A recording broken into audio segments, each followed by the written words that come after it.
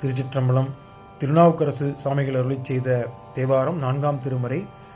தலம் பொதுத்தலம். பதிகம் நமச்சிவாய திருப்பதிகம்.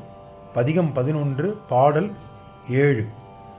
வீடினார் உலகினில் விழும்பிய தொண்டர்கள் கூடினார் அந்நேரி கூடி சென்றாலும் வீடினார் உலகினில் விழும்பிய தொண்டர்கள் கூடினார் அந்நேரி கூடி சென்றாலும் ஓடினேன் ஓடி சென்று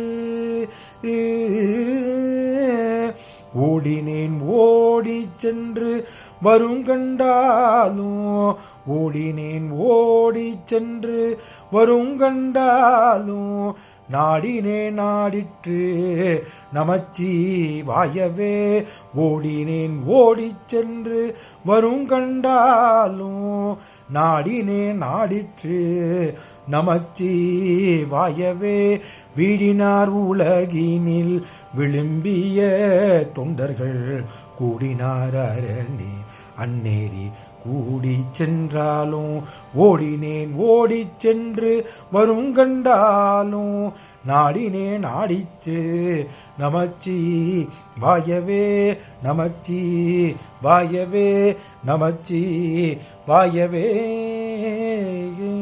திருச்சிற்றம்பலம். திருச்சிற்றம்பலம். இந்த 7ஆம் பாடல் விளக்கத்தை பார்த்து விடலாம்.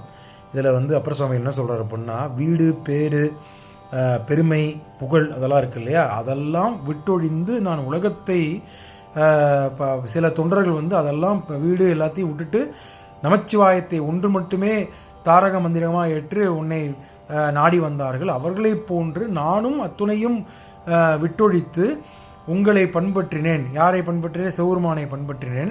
இந்த நமச்சிவாயங்கிறது எனக்கு ஏராளமாக நன்மைகளை செய்துள்ளது.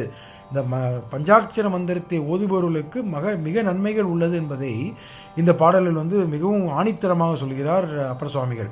அதாவது வீடு பேரு புகழ் எல்லாவற்றையும் தொண்டர்கள் விட்டொழிந்து சிவபெருமானை வணங்கி அவர்கள் பஞ்சாட்சர மந்திரத்தை கூறி சென்றார்கள் அல்லவா, அதே போன்று அப்பர் சுவாமிகளும் அதே போன்று அவர் சொல்கிறார், நானும் இதை தொடுந்து அதை நம்பி சிவபெருமானின் திருவடியை அடைந்து பஞ்சாட்சர மந்திரத்தை நாள்தோறும் ஓதினேன்.